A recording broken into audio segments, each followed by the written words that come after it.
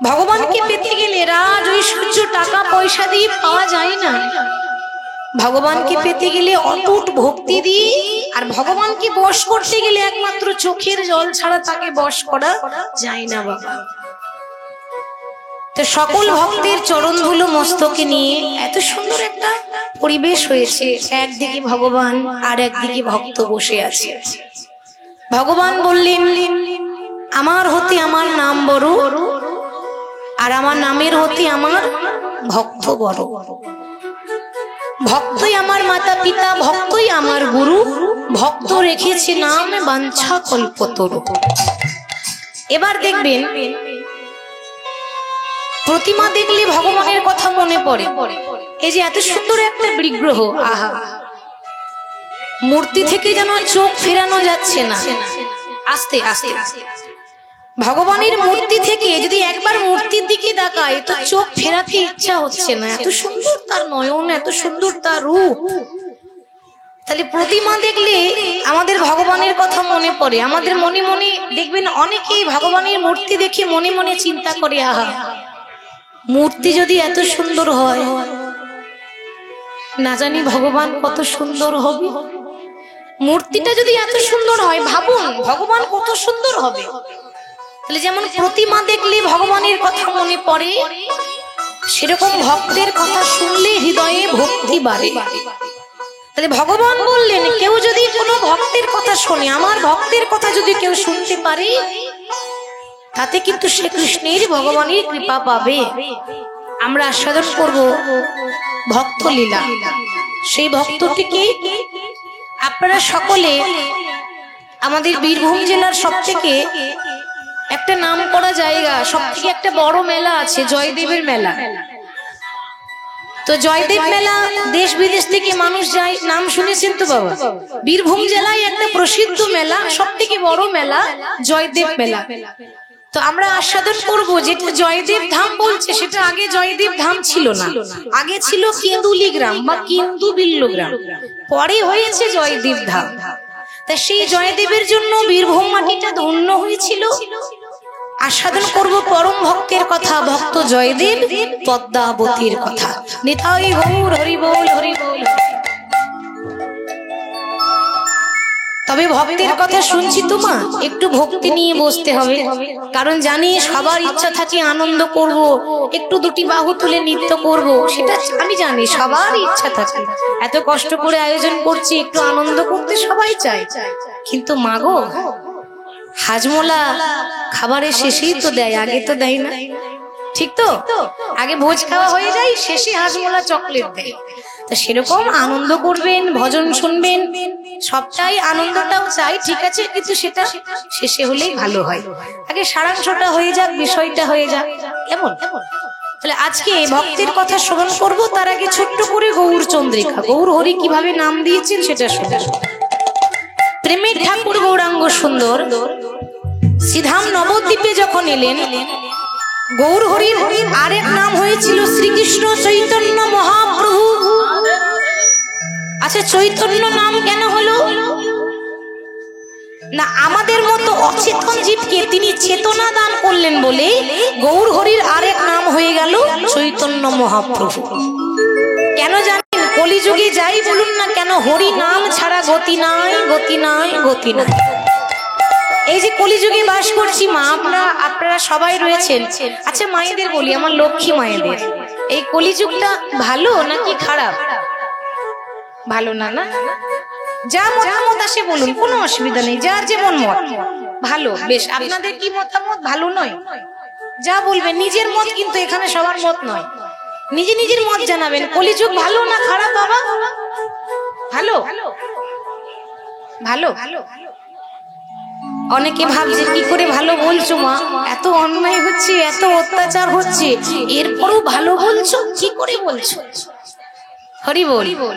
কলিযুগের একটা নয়, দুটো নয়, হাজার হাজার দোষ আছে, দোষে ভরা, কিন্তু একটা মহৎ গুণ আছে, সেটা হচ্ছে মধুমাখা হরিনাম, যেটা সহজে হরি বল বললেই ভগবানের কৃপা পাওয়া যায়। এইটাই গুণ, আর গুণ নেই। কলিযুগের গুণ খুঁজে পাবেন না, হরিনাম ছাড়া কোনো গুণ নেই। তা কলিযুগের দোষ কি? অনেক অনেক দোষ আছে। একবার নারদ মুনি নারায়ণকে প্রশ্ন করছে বৈকুণ্ঠে, একটু লক্ষ্য করুন, বৈকুণ্ঠ ধামে নারদ নারায়ণকে প্রশ্ন করছে, আচ্ছা প্রভু, অনেক দিন হয়ে গেল জানো, আমার মনে একটা প্রশ্ন আছে, আমি তোমায় জিজ্ঞাসা করব ভাবছি, কিন্তু বলার সুযোগ আমি পাই না।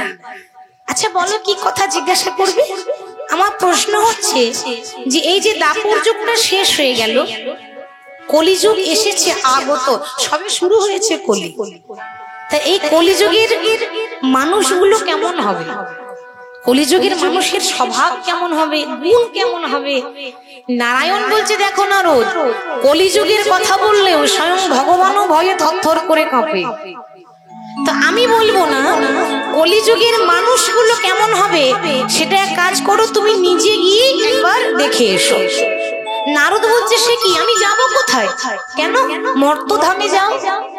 মর্তধাম মানে এই যে আমরা রয়েছি, পৃথিবীর আরেক নাম মর্তধাম। আমরা মর্তধামের বাসী, মর্তবাসী বলে আমাদেরকে। মর্তধাম মানে এখানে মানুষ আসে মরতে। মরতে মানে একেবারে মরা নয়, কর্মের ফল ভোগ করা, তিলে তিলে মরা। ওই জন্য এই জায়গাটার নাম মর্তধাম। তা তুমি মর্তধাম থেকে ঘুরে এসো, তুমি নিজেই বুঝতে পারবে কলিযুগের মানুষগুলো কেমন হবে। নারদ মুনি কিন্তু হাতে বিনা যন্ত্রটা নিয়ে নারায়ণ নারায়ণ করতে করতে যেই না স্বর্গ থেকে মর্তধামে নেমে এসেছে, হঠাৎ দেখছে কি, হঠাৎ নারদ দেখতে পাচ্ছে সামনে একজন পুরুষ মানুষ পেরিয়ে যাচ্ছে, আর সেই তার কাঁধে একটা সুন্দরী মহিলা বসে আছে। একটা পুরুষ মানুষ মা পেরিয়ে যাচ্ছে, কাঁধে একটা সুন্দরী মহিলা বসে আছে, আর এক হাতে দড়ি দিয়ে একটা বৃদ্ধা নারীকে টানতে টানতে নিয়ে যাচ্ছে। এই দৃশ্যটা দেখে নারদের চোখ একেবারে কপালে উঠে গেল। তো নারদ তখন পেছন দিয়ে ডাক দিয়ে বলছে, এই যে বলি, তোমার বিবেক বলে কি কিছু নেই? কিরকম মানুষ তুমি? সেই মানুষটা তখন উত্তর দিচ্ছে, আগে মনিবর, কিছু মনে করবেন না, এ যুগে বিবেক বলে কিছু থাকে না। এখানে বিবেক বলে কিছু আছে? বিবেক যদি থাকতো তাহলে তো এত কিছু হতোই না। বিবেক বলে কিছু থাকে না, আপনি বিবেকটা বাদ দিয়ে কথা বলুন। আচ্ছা তুমি কিরকম মানুষ বলো তো? যে মানুষটা চলতে পারে, হাঁটতে পারে, দৌড়াতে পারে, ক্ষমতা আছে, শরীরে বল আছে, তাকে কাঁধে করে চাপিয়ে নিয়ে যাচ্ছে। আর যে মানুষটা চলতে পারে না, হাঁটতে পারে না, বয়স হয়েছে, তাকে টানতে টানতে নিয়ে যাচ্ছ কেন? সে তখন উত্তর দিচ্ছে, মনিবর, আপনি আমার খেলা দেখলেন কোথায়? এই তো খেলা শুরু করেছি, এখনো অনেক খেলা বাকি আছে। এই তো কলির খেলা শুরু হলো। কেন? কলিযুগে একটা সূর্য ওঠে। শ্রীমদ্ ভাগবত গীতায় বর্ণনা আছে, যখন ঘোর কলি আসবে তখন 12টা সূর্য একসঙ্গে উঠবে। ভাবুন, একটা সূর্যের তাপ সহ্য করতে পারি না, যেদিন 12টা সূর্য উঠবে সেদিন আমাদের দশা কি হবে? এটা কলি সবে শুরু হয়েছে। একটু মনে মনে চিন্তা করুন যে সবে শুরুতে যদি এত পাপ হয়, এখনো অনেক বাকি। কলিযুগের পরমায়ু 4,32,000 বছর। 4,32,000 বছর এই যুগটা থাকবে, তাহলে তখন কি অবস্থা হবে? এই তো আমার খেলা শুরু হলো। আচ্ছা তুমি কিরকম মানুষ বলো তো, যে চলতে পারে, দৌড়াতে পারে, তাকে কাঁধে চাপিয়েছো, আর বয়স্ক মানুষটাকে টানছো কেন? হরি বল। আপনি যাকে দেখছেন না, এই হচ্ছে আমার সুন্দরী স্ত্রী। এবার দেখতে সুন্দরী তো, তাই মাটিতে পা রাখতে দিলাম। বাহ, চমৎকার। ওটা যদি তোমার স্ত্রী হয়, তো যাকে টানতে টানতে নিয়ে যাচ্ছ সে কে? এটা তো আরো সহজ, তিনি হলেন আমার গর্ভধারিণী মা। যেটা ঘটবে আমি আপনাকে সেটাই দেখালাম। কলি উত্তর দিচ্ছে নারদকে, বাবা, 1 ঘড়া দুধ 7 ঘড়াই ভরে যায়, কিন্তু 7টা ঘড়া দুধ একটা ঘড়াই ভরছে না। তার মানে 1 ঘড়া দুধ 7টা ঘড়াই ঢাললে 7টা ঘড়া ভরছে, কিন্তু 7 ঘড়া দুধ একটা ঘড়াই যখন ঢালছে ঘড়াটা ভর্তি হচ্ছে না। কেন? তার মানে হচ্ছে মায়ের সঙ্গে তুলনা করে বলছে যে এক মা বড় কষ্ট করে পরের ঘরে কাজ করে, পরের ঘরে বাসন মেজে ছেলেকে মানুষের মতো মানুষ করে, ছেলের মুখে এক মুঠো ভাত তুলে দেওয়ার জন্য কি না করে। আর সেই ছেলেরা যখন বড় হয়ে যায়, তখন মায়ের মুখে এক মুঠো ভাত পর্যন্ত তুলে দিতে পারে না। দুঃখের কথা, ছোটবেলায় মা কাঁদে ছেলে ভাত খাই না বলে, আর বড়বেলায় মা কাঁদে ছেলে ভাত দেয় না বলে। এটাই হচ্ছে কলি। আমরা এমন মানুষ বাবা যে নিজের বাবাকে বাবা বলি না, পরের বাবাকে বাবা বলতে বেশি ভালো লাগে, তাই না? শ্রাবণ মাস গেল, কত ছেলে মেয়ে, আমি সবাইকে খারাপ বলছি না, আমি বলছি না যে যারা শিবের মাথায় জল ঢালছে তারাই যে সবাই এরকম করছে তা নয়। কিছু কিছু মানুষের কথা হচ্ছে, 5টা আঙুল সমান হয় না, সব সন্তানরা খারাপ হয় না। কিছু কিছু মানুষের কথা বলছি, বড় ঘটা করে বাবা শিবের মাথায় জল ঢালতে যায়, আর আজ পর্যন্ত নিজের বাড়িতে কল থেকে 1 বালতি জল তুলে নিজের বাবার মাথায় 1 বালতি জল ঢেলে স্নান করিয়ে দিতে পারে না, তারা আবার যাচ্ছে শিবের মাথায় জল ঢালতে। নিতাই গৌর হরি বল হরি। ভোলানাথ গ্রহণ করবেন? ভোলানাথ গ্রহণ করবেন না। আগে নিজের গুরুজনের সেবা, মাতা পিতার সেবা, তারপর গোবিন্দের সেবা। নারদ তখন বলছে, আচ্ছা কলি, তোমার যদি এরকম পাপ দেখলাম তো এরপরে আর কি হবে? বলে এখনো অনেক কিছু হবে। এই কলিযুগে পশুবৃত্তি মানুষেরা করছে রে পালন, অজ্ঞানতার অন্ধকারে কেন পরিপূর্ণ মন। পশুবৃত্তি মানুষেরা করছে রে পালন। এমন কিছু মানুষ আছে, এমন কিছু, সবার কথা আমি বলিনি, বারবার করে বলছি, সবাই বলছি না, কিছু কিছু মানুষ আছে মানুষের মতো দেখতে, আচরণটা কিন্তু একেবারে পশুর মতো। তাদেরকে পশু বললেও ভুল হবে, তার থেকে আরো যদি খারাপ কিছু থাকে সেটা বলাটাই দরকার।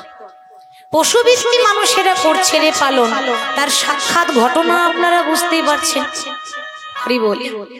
মানুষ ভগবানকে ভয় পায় না, মানুষ মানুষকে ভয় পাচ্ছে, তাই না? যা অবস্থা তাতে মানুষ মানুষকে ভয় পাচ্ছে।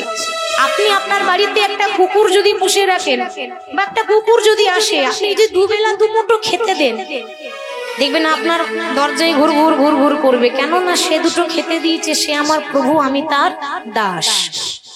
কিন্তু আপনি যদি আপনার পাশে একটা মানুষকে রাখেন যে ও আমার রক্ষা করবে, আমার বিপদে সাহায্য করবে, কিন্তু সেটা করবে না, কারণ যেই রক্ষক সেই ভক্ষক। একটা কুকুর বেঈমানি করে না, মানুষ কিন্তু বড় বেঈমান, তাই না? তার সাক্ষাৎ ঘটনা আর জিকার হসপিটালের ঘটনা। গোবিন্দের কাছে প্রার্থনা করব এরকম যেন কোনো নারীর সঙ্গে না হয়। যেভাবে মর্মান্তিক ঘটনা ঘটেছে, তাতে যে গর্ব ছিল, মাথা উঁচু করে বাঁচতাম, আর সেই গর্ব নিয়ে বাঁচতে পারছি না। এবার রাস্তায় মাথা নিচু করে যেতে হচ্ছে। আগে গর্ব ছিল ভারতবর্ষের মাটি, পশ্চিম বাংলার মাটি, বাংলার মানুষ, এবার কিন্তু মাথা নিচু করে যেতে হয়। তাহলে পশুবৃত্তি মানুষেরা করছে রে পালন, অজ্ঞানতার অন্ধকারে কেন পরিপূর্ণ মন। ইউনিভার্সিটিতে ডিগ্রি আমাদের আছে কত শত, ইউনিভার্সিটিতে ডিগ্রি আমাদের আছে কত শত, তবু আমাদের চলন বলন কেন মূর্খের মতো। ডিগ্রিধারী কত মানুষ বাবাকে ধরে মারে। কিছু কিছু মানুষ আছে ডিগ্রিধারী কত মানুষ বাবাকে ধরে মারে, মাকে খাটায় ঝিয়ের মতো আর বউকে চাপায় ঘাড়ে। এমন কিছু মানুষ আছে বিশ্ব চরাচরে, কিছু কিছু, এর মধ্যে কয়েকজন তো থাকবে, কয়েকজন থাকবে। বেগুনের মধ্যে যেমন পোকা থাকে, সেরকম আমাদের মধ্যেও 2-1জন থাকে। তাহলে কিছু কিছু মানুষ আছে বিশ্ব চরাচরে, যাদের হৃদয় মাঝে নোংরা আছে কিন্তু ভদ্রবেশে ঘোরে।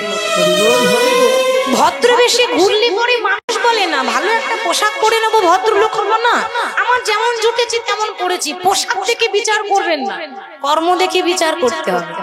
তাহলে ভদ্রবেশে ঘুরলে পরে মানুষ বলে না, মানুষ হবে আসবে যেদিন জ্ঞানের চেতনা। তাই ভক্ত বলে, ওহে জি তোমরা কেন অসৎ সঙ্গ করো? মানুষ যদি হতে চাও তাহলে যাও কোন ভক্তের সঙ্গ করো। নিতাই গৌর হরি বল। তাহলে আমাদের মতো অচেতন জীব, আমাদের চেতনা নাই। প্রথমেই বলেছে যে জীব জাগো, জীব জাগো বলে গোড়া চাঁদ বলে। জাগো জাগো কেন বলছে? আচ্ছা আপনারা বলুন, এখানে সবাই ঘুমাচ্ছে না জেগে আছে? জেগে আছে। আপনারা বলবেন কি বলছো মা, এই তো চোখের কথা খুলে বসে আছি, এই তো জেগে বসে আছে। সত্যি কথা বলবো, বাইরের থেকে দেখলে সবাই জেগে আছি, কিন্তু ভেতর দিকে ভাবলে আমরা সবাই ঘুমাচ্ছি। কোথায় না মায়া পিশাচির কোলে। টাকা পয়সার বালিশ মাথায় করে ঐশ্বর্যের বিছানা বিছিয়ে সম্পত্তির মশারি খাটিয়ে মায়ার সংসারে দিনরাত ঘুমিয়েছি। ওই জন্য গৌর হরি বলছি, আর ঘুমিয়ে থেকো না, এবার জেগে ওঠো, সংসার করো, কিন্তু চেতনাটা রাখো, জেগে ওঠো। তোমরা জানতে শেখো যে এ জগতে কেউ কারো নয়, আপন বন্ধু বলে যদি কেউ আছে, সে হলো বিপদ ভঞ্জন মধুসূদন। আর ভক্তি দিয়ে কিভাবে ভগবান পাওয়া যায় তার সাক্ষাৎ প্রমাণ দিচ্ছে রামায়ণ। একটু ছোট্ট প্রমাণ দিই।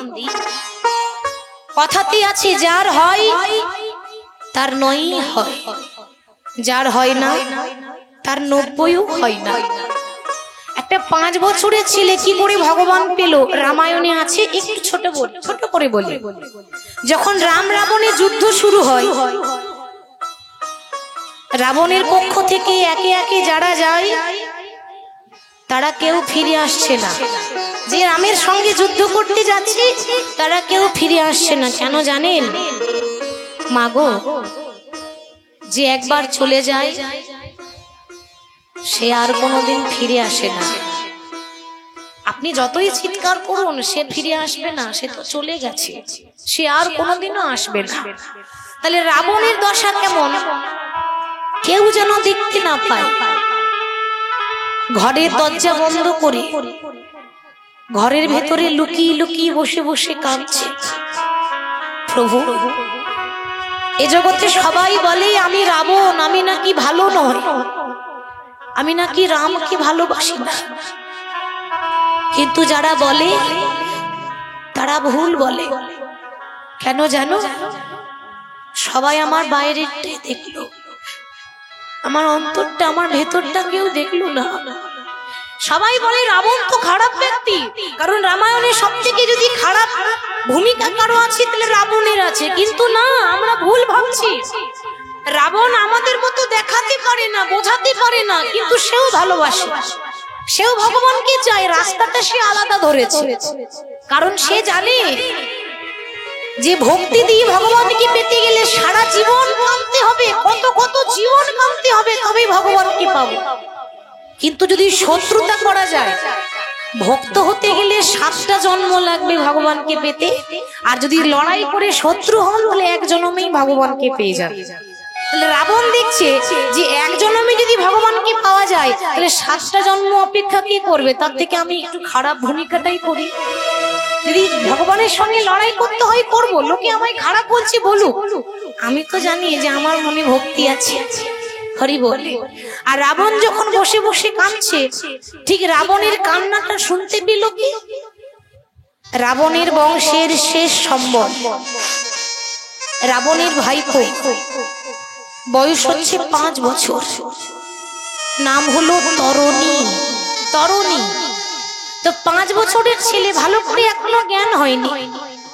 হঠাৎ দেখছে ঘরের ভেতরে দরজা বন্ধ করে কে কাঁদে। যেই না দরজাটা খুলছে, দেখছে তার জ্যাঠামশাই কাঁদছে। রাবণের ভাইপো ছুটতে ছুটতে গিয়ে রাবণকে জড়িয়ে ধরেছে। জ্যাঠামশাই, কি হয়েছে? তুমি কাঁদছো কেন? মনে যদি কষ্ট না থাকে, যদি যন্ত্রণা না থাকে, তাহলে তো কোনোদিন চোখে জল আসে না। তুমি কাঁদছো, তার মানে তোমার মনের মধ্যে কষ্ট আছে, যন্ত্রণা আছে, ব্যথা আছে।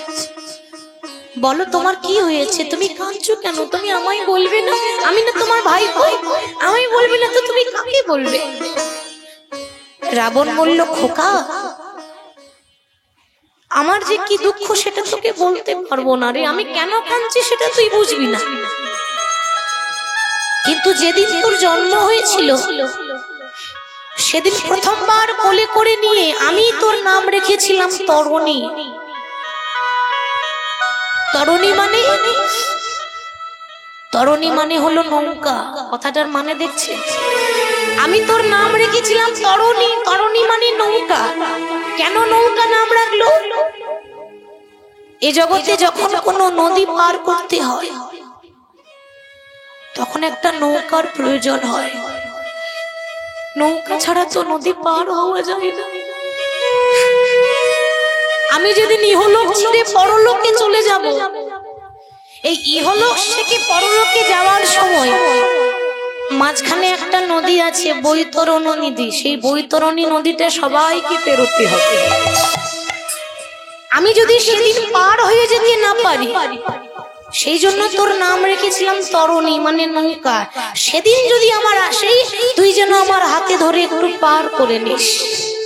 এখন ছোট ছেলে বোঝে না যে এ যাওয়া কোন যাওয়ার কথা হচ্ছে, সে এত বোঝে না। সে যখন মনে মনে ভাবছে, ও জ্যাঠামশাই, আরে তোমার কেউ নেই বলে তুমি কাঁদছো? কেউ নেই তো কি হয়েছে, আমি তো আছি, আমি তো আছি। আমি তোমায় কথা দিলাম, আগামীকাল সকাল বেলায় আমি যাব রামের সঙ্গে যুদ্ধ করতে। তুমি শুধু আমাকে একটা আশীর্বাদ করে দাও। কি আশীর্বাদ জানো? আমি যখন রামের কাছে যাব, রামের সঙ্গে যখন যুদ্ধ করতে যাব, রামের কাছে গিয়ে আর যেন জীবনও ফিরে আসতে না পারে। রাবণ তখন মনে মনে চিন্তা করছে যে এইটুকু ছেলে, অথচ তার এত জ্ঞান। আমাদের ছেলে মেয়েরা বাইরে গেলে মাকে কি বলে? মা বাবাকে, মা তুমি চিন্তা করো না, আমি তাড়াতাড়ি চলে আসবো, আশীর্বাদ করো, আমি যেন কাজে সফল হয়ে ঘরে আসতে পারি। আর 5 বছরের ছেলে বলছে আমি যেন আসতে না পারি। কেন? কেন জানো? এই দেহ ছেড়ে যখন প্রাণ পাখি উড়ে চলে যাবে, তখন এই দেহটা কত শিগাল পুকুরে ছিঁড়ে ছিঁড়ে খাবে। ওই শিগাল পুকুরের সেবায় লাগা থেকে ভগবানের হাতে মরে যাওয়া অনেক ভালো। আমি যদি ভগবানের হাতে মরতে পারি, আমি মনে করব আমার মানব জনমটা ধন্য হয়ে গেল। আশীর্বাদ করো, কারণ শাস্ত্রে বলেছে কোন কারোর বংশে যদি একটা ছেলে বা একটা মেয়ে যদি কৃষ্ণ ভক্ত হতে পারে, তার 14 পুরুষ উদ্ধার হয়ে যায়। আমি যেন তোমার 14 পুরুষকে উদ্ধার করতে পারি, তুমি আমায় আশীর্বাদ করে দাও। রাবণের কাছে আশীর্বাদ নিয়ে মনে মনে চিন্তা করলো, কালকে তো চলে যাব, যাবার আগে একটু মাকে প্রণাম করে যাই। যেই না মাকে ডাকছে, মা মা, ও মা গো,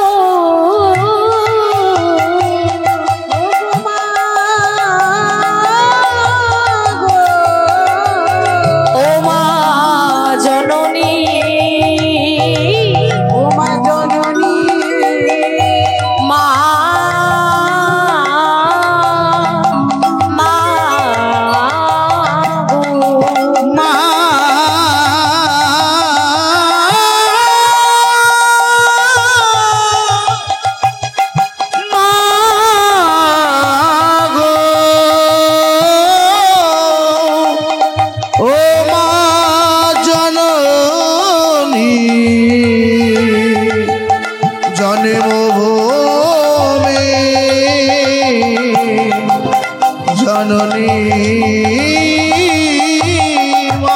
মা যেই না 5 বছরের ছেলে মাকে ডাকছে, অমনি তরুণীর মা, সরমা দেবী নাম ছিল, তরুণীর মা ছুটে এসে বসে, খোকা কি হয়েছে, তুই অমন করে ডাকছিস কেন? মা তোমায় কেন ডাকলাম জানো? আর তো কোনোদিন ডাকতে পাবো না, শেষবারের মতো মা বলে ডাকতে এলাম। আর তো কোনোদিন তোমায় দেখতে পাবো না, তাই শেষবারের মতো তোমায় দেখতে এলাম। তোমার খোকা তোমার সামনে দাঁড়িয়ে আছে, শেষবারের মতো তোমার খোকার মুখটা দেখে না। চুপ কর, কি বলছিস তুই? মা হয়ে ছেলের মুখ দেখবো না তার মানে? তুই কি কোথাও যাচ্ছিস? হ্যাঁ মা, এমন জায়গায় যাচ্ছি যেখানে গেলে আর কেউ ফিরে আসে না। যাওয়ার আগে তোমার কাছে কিছু নিতে চাই। তোমার খোকা তোমার কাছে আঁচল পেতে দাঁড়িয়েছে, টাকা পয়সা ধন দৌলত গাড়ি বাড়ি কিচ্ছু লাগবে না। আমার ইচ্ছা আছে তুমি আমার পা থেকে মাথা পর্যন্ত সর্বঙ্গে রাম নাম লিখে দাও। কেন জানো? এ জগতে কজনের এমন ভাগ্য হয় যে মরার আগে রাম নাম লিখে মরতে পারে? আমরা বেঁচে থাকতে রাম নাম বলতে পারি না, আর সে মরার আগে সর্ব অঙ্গে রাম নাম লিখে মরতে চায়। তুমি আমার সর্ব অঙ্গে রাম নাম লিখে দাও। মা কি করলো?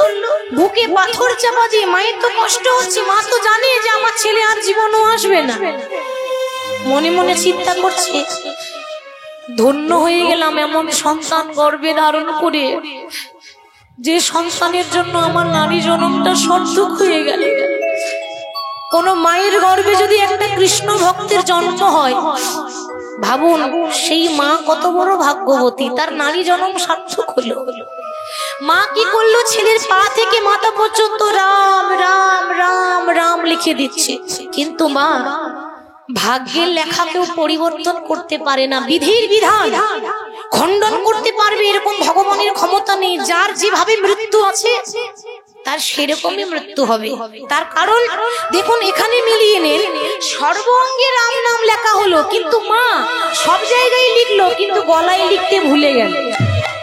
কেন? তার মৃত্যু হচ্ছে তার এই জায়গায়, গলায় লিখতে ভুলে গেল। মানে গলাতে রাম নাম লেখা নেই, বাকি সব জায়গায় লেখা আছে। রাম নাম হচ্ছে একটা কবচ, যেখানে যেখানে লিখেছে সেখানে সেখানে বান মারলে সে মরবে না, কিন্তু এই জায়গাটা বাদ আছে, মানে এইখানেই তার মৃত্যু আছে। সে মায়ের চরণে প্রণাম করে মাকে বলছে, মা বিদায় নিলাম, আর তো কোনোদিন দেখা হবে না, আর কোনোদিন হয়তো হবে না আর দেখা, আর কোনদিন হয়তো হবে না আর দেখা, বিদায় রজনী ক্ষমা চাই, এদেশে আমার কেহ নাই, চলে যায়, এদেশে আমার কেহ নাই, হয়তো হবে না আর দেখা, বিদায় রজনী ক্ষমা চাই, এদেশে আমার কেহ নাই, চলে যায়, এদেশে আমার কেহ নাই। মা কি বা মাতা, কি বা পিতা, কি বা পিতৃ পরিজন, শেষের দিনে কৃষ্ণ বিনে হবে না কেউ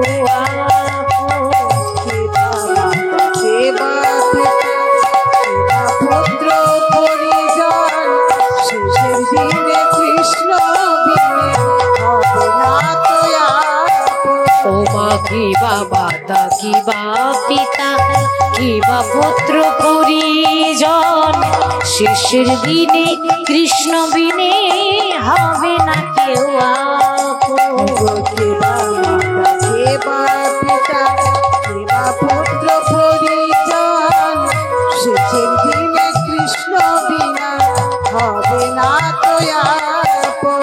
ও মা বিদায় রজনী ক্ষমা চাই, এদেশে আমার কেহ নাই, চলে যায়, এদেশে আমার কেহ নাই, চলে যায়, এদেশে আমার কেহ নাই। রাম নাম করতে করতে যেই না তরুণী রামের কাছে গিয়ে উপস্থিত হয়েছে, রাম মনে মনে ভাবছে, আহা ও আমার ভক্ত না ও আমার শত্রু আমি তো বুঝতে পারছি না। আমার সঙ্গে যুদ্ধ করতে এসেছে বাবা, কিন্তু আমারই নাম সর্ব অঙ্গে লিখে এসেছে।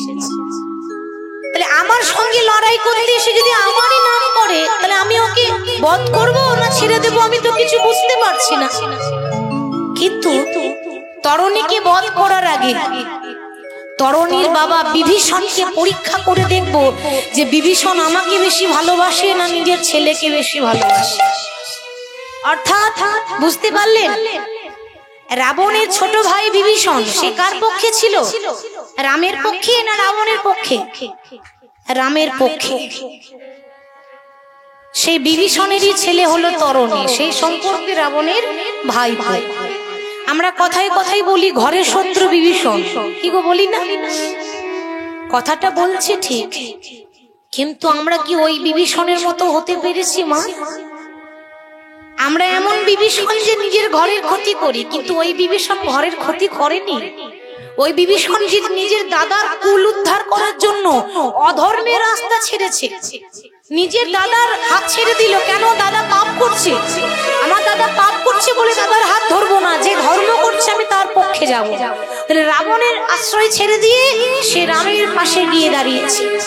এবার রাম মনে মনে চিন্তা করছি, তরুণীকে বধ করার আগে বিভীষণকে পরীক্ষা করি, কারণ ভগবান নিজের মুখে বলেছে, যে করে আমার আশ আমি তারই করি সর্বনাশ।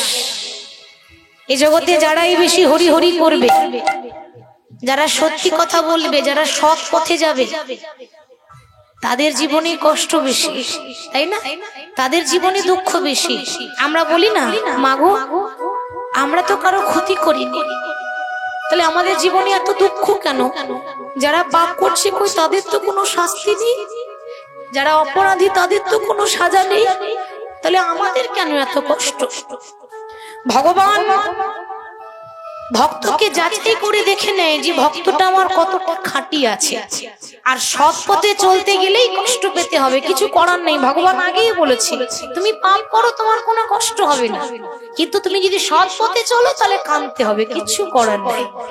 কিন্তু তবু যদি না ছাড়ে আমার পাঁচ, সারা জীবন কৃষ্ণ কৃষ্ণ বলে কষ্ট করেও রাস্তার ভিখারি হয়ে গেল, রাস্তার কাঙাল হয়ে গেল, তবু যদি বলে হে গোবিন্দ তুমি আমায় রাস্তার কাঙাল করে দাও, তুমি আমায় রাস্তার ভিখারি করে দাও, তবু আমি তোমার চরণ ছাড়বো না, তবু আমি তোমাকে ছাড়বো না, তারপর হই আমি তার দাসের বলদাস।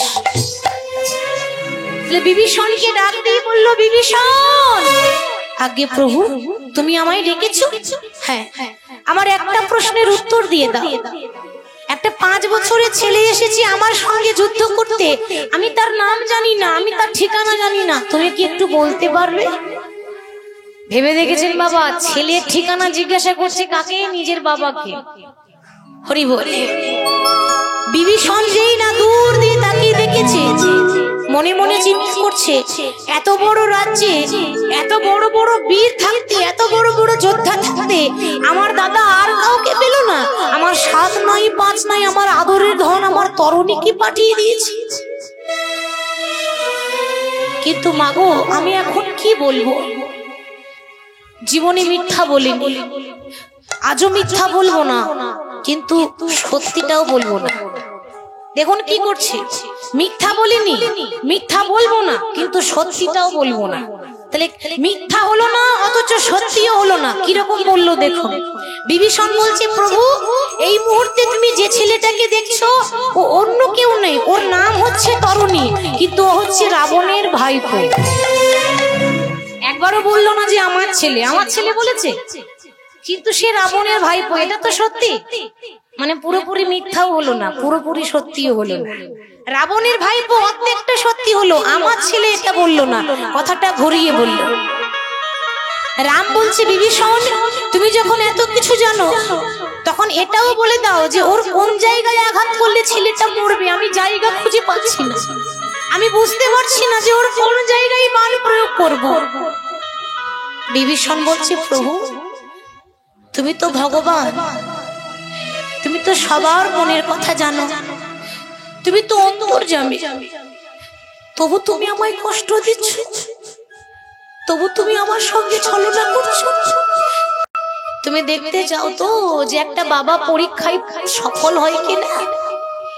তুমি তাহলে দেখে না, আজ বাবা হয়ে নিজের ছেলেকে বলি দিয়ে দেবো, তবু তোমার চরণ আমি ছাড়বো না। তুমি জানতে চাও তাহলে ভালো করে তাকিয়ে দেখো, ওর সর্বাঙ্গে রাম নাম লেখা আছে, কিন্তু ওর গলাটা বাদ পড়ে আছে। ওর গলায় যদি আঘাত করো ছেলেটা সঙ্গে সঙ্গে মারা যাবে। বাবা হয়ে যখন ছেলের মৃত্যুর জায়গাটা দেখিয়ে দিল, রাম আর দেরি করলো না, সঙ্গে সঙ্গে বাণ ছুঁড়েছে। আর যেই না বাণ ছুঁড়েছে, বাণ তীব্র গতিতে ধেয়ে এসে এমন ভাবে আঘাত করলো, একদিকে মুন্ড কেটে পড়ে গেল, একদিকে দেহ কেটে পড়ে গেল। নিতাই গৌর হরি হরি। কিন্তু মুন্ড কেটে গেলে কি হবে? তখনও পর্যন্ত নামে ছাড়ে না। মুন্ড কেটে পড়ে গেল, তবু কাটা মুন্ড রামে রামে বলে গো। কাটা মুন্ড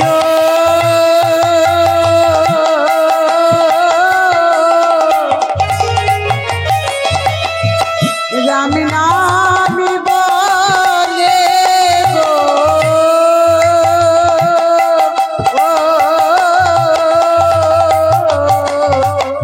ওগো সে তো রাম নামে ছাড়া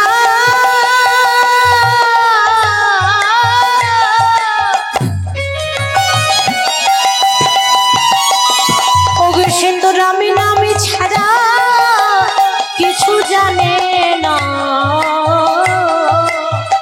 তখন কাটা মুন্ড রাম রাম বলে গো। সে তো রাম নাম ছাড়া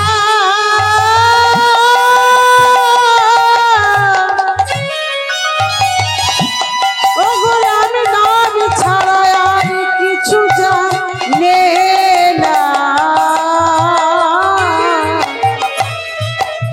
দেখো কাটা মুন্ড রাম নাম রে গো।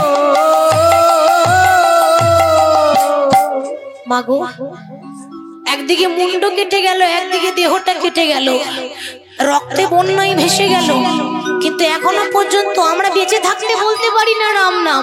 আর কাটা মুন্ড রাম রাম রাম রাম বলছে। আচ্ছা বলুন তো, বাবার সামনে যদি কোনো ছেলে মারা যায়, কোনো বাবা কি সেটা সইতে পারে? এ জগতে প্রত্যেকটা মা বাবা চায়, প্রভু তুমি আমাকে নিয়ে নাও, আমার সন্তানদের জন্য মঙ্গল হয়, তুমি আমাকে মেরে দাও, আমার খোকাকে জন্য তুমি ভালো রেখো। আর বিভীষণ ছেলে মরে গেল, দাঁড়িয়ে দাঁড়িয়ে দেখছে, বলতে তো কিছু পারছে না, শুধু অধর ধরে কাঁদছে। একদিকে বসে যখন কাঁদছে, তখন রাম বিভীষণকে প্রশ্ন করছে, বিভীষণ কি হলো, তুমি কাঁদছো কেন? আমি আঘাত করেছি তরুণীকে, যন্ত্রণাটা তোমার বুকে লাগছে কেন? আমি আঘাত করেছি তরুণীকে, আমি বধ করেছি তরুণীকে, কষ্টটা তোমার হচ্ছে কেন? তাহলে ওর সঙ্গে কি তোমার কোনো সম্পর্ক আছে? সম্পর্ক না থাকলে কেউ কারোর জন্য কাঁদবে না। বিভীষণ বলছে, প্রভু কেন ছলনা করছো? আমি জানি যে তুমি সবই জানো, তুমি আমায় যাচাই করে দেখলে তো যে আমি তোমাকে কতটা ভালোবাসি। দেখে নাও, তোমার ভালোবাসার জন্য নিজের ছেলেকে বলি দিয়ে দিলাম, আর কত প্রমাণ দেব তুমি বলে দাও দয়াময়। বিভীষণ আমি তোমার কাছ থেকে সব কিছু কেড়ে নিলাম, বলো তুমি আমার কাছে কি চাও? টাকা পয়সা, গাড়ি বাড়ি, ধন দৌলত যা চাইবে তাই দেব। প্রভু টাকা পয়সা দিয়ে বাবার দুঃখটা কোনোদিন ভুলিয়ে দিতে পারবে না দয়াময়। তুমি যতই টাকা পয়সা দাও, আমার ছেলের জায়গাটা কেউ নিতে পারবে? আমার খোকা তো ফিরে আসবে না। কিছুটা সম্পত্তি দিয়ে দিলে বাবার ব্যথাটা ভুলিয়ে দেওয়া যায় না দয়াময়। আমাকে বাবা বলে ডাকার মতো একজনই ছিল, সে আর কেউ নেই। কে আমায় বাবা বলে ডাকবে? কে আমায় বাবা বলে ছুটে আসবে বলতে পারো? তবে তোমার কাছে একটাই নিবেদন, বড় জনম বলে যদি কোনো জনম থাকে, আশীর্বাদ করো আমার খোকা যেন আবার জন্ম নিতে পারে, আবার জন্ম নিয়ে যেন তোমার রাঙা চরণ দুটো সেবা করতে পারে। তথাস্তু। আশীর্বাদ করলাম, এ জন্মে হলো না, তবে মানুষ কর্ম অনুযায়ী ফল পায়। তোমার ছেলে ভালো কর্ম করেছে, ফল সে পাবে। এ জন্মে হলো না, কারণ সে তো মারা গেল। এর পরজন্মে দাপর যুগে আমি যখন বৃন্দাবনের কৃষ্ণ হব, তোমার ছেলে তরুণী হবে, আমার সব থেকে প্রিয় বন্ধু, নাম হবে সুবল সখা নিতাই গৌর হরি বল। তাহলে ভগবান শ্রীকৃষ্ণের সব থেকে প্রিয় বন্ধু কি? অনেকে বলে সুদামা, কিন্তু না, সুদামার থেকে বেশি প্রিয় সুবল। যে আগের জন্মে তরুণী ছিল বিভীষণের ছেলে, সে পর জন্মে দাপর যুগে কৃষ্ণের প্রিয় বন্ধু হয়েছে সুবল। তাহলে ভক্তি দিয়ে ভগবান পাওয়া যায়, তাই না?